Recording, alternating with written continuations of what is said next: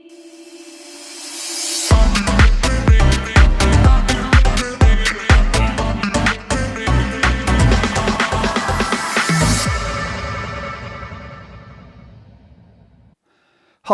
this is Richard from In The Box Productions.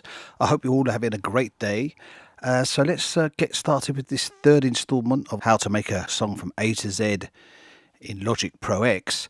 Before we start, there's something I forgot to mention, is that when you first install Logic, you have preference advanced tools that you need to look at. Here we have enable all. This will tick all of these advanced tools for you. If you don't enable all these, this will stay as kind of like a GarageBand version of Logic, a simplified version. We need to have all these functions activated, so then we can then work with Logic Pro at its full extent.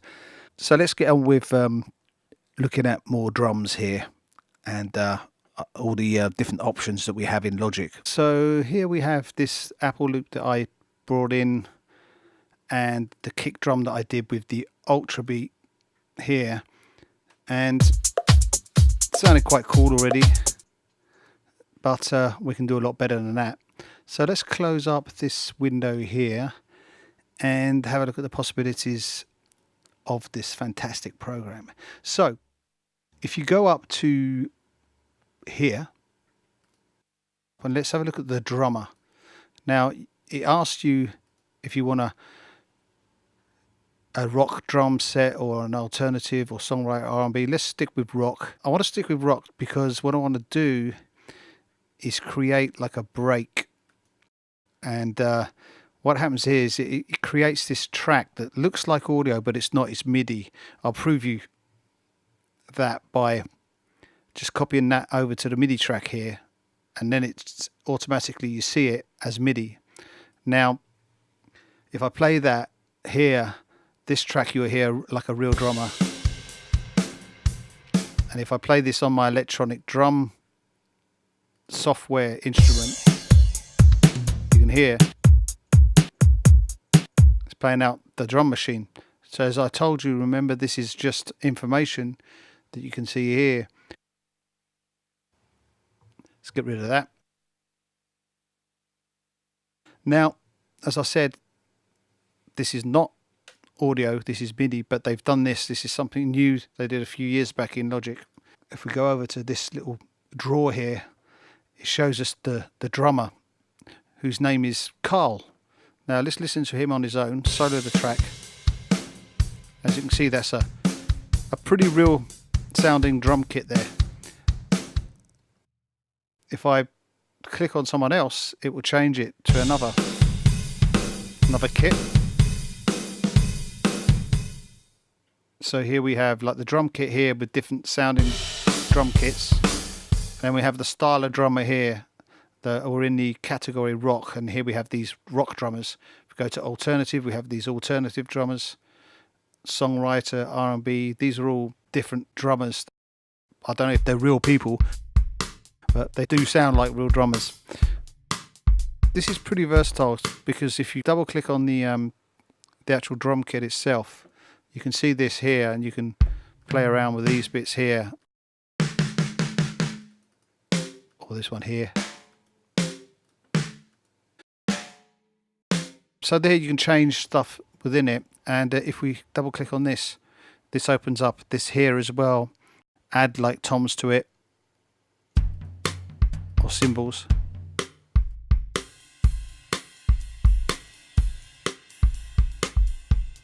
Hi-hats. And here we can actually adjust the volume and stuff to the kit. Quite a serious plugin this that they created not so long ago. The thing I use it for, which I really like, if I go back to my drummer here, like this fills, and what I do is I use this as like a fill at the end of my sequence. So what I do is I put the fills up, and you hear this. So I like the rock feel was a bit better. I'm going to change the drummer now, and that will change any modifications that I made to the sequence.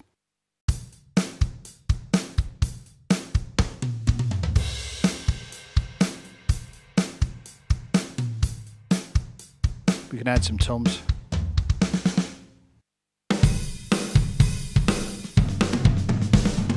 So for now, let me just keep that as a break at the end of the sequence here. So what I'm going to do here is bring my levels down here. Now if I close this for now, if I select these like this, I can move these at the same time, which is really practical. This is something that you do automatically after a while of producing. You just make sure that your levels are always in the right place, you know. I like to work at least at about -3-4 dB on my output.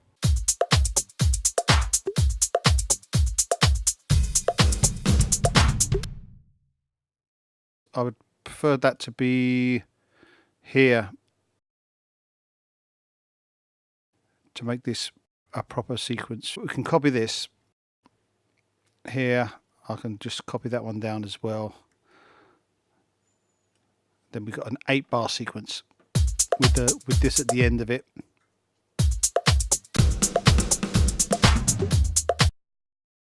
We can divide these up. What I usually do is I select the region like this, then I bring up my scissor tool. Okay.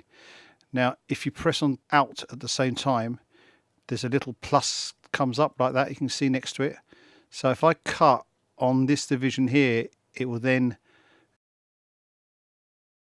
divide that region by this division here. That'd be at an 1/8 because we've got the grid at 16. I'll come back to my pointer.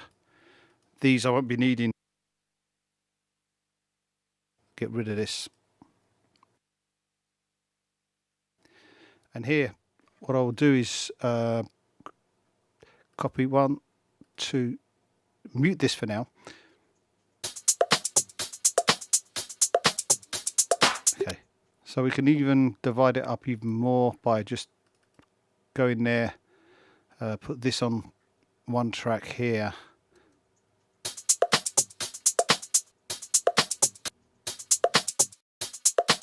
I could have divided this straight to 16ths, but that's okay for now. Now here we have a percussion.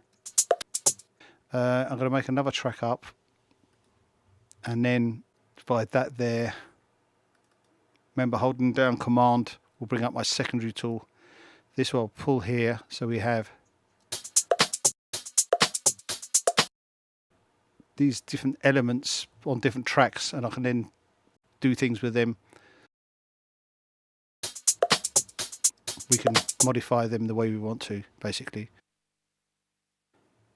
So what I'm going to do now is divide this up because it takes a little bit of time, and I'll come back in about 3 seconds. Right, so I've chopped this up. It's looking good. Now there is another drum machine in Logic which is called the Drum Machine Designer, which is very powerful. And bring that in here, and it's right down here, Drum Machine Designer. Now this is crazy. This has got so much stuff in it that it's unbelievable. So if you look, you've got all these sounds here.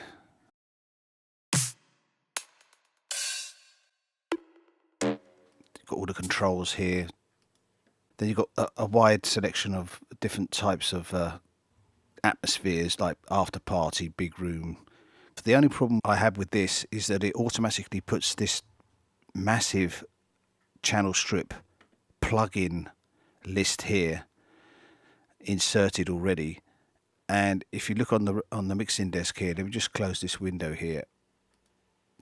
Now here you have a little arrow. Now this drum machine here has separate outputs for each sound. So if you click on that, that opens up all these tracks.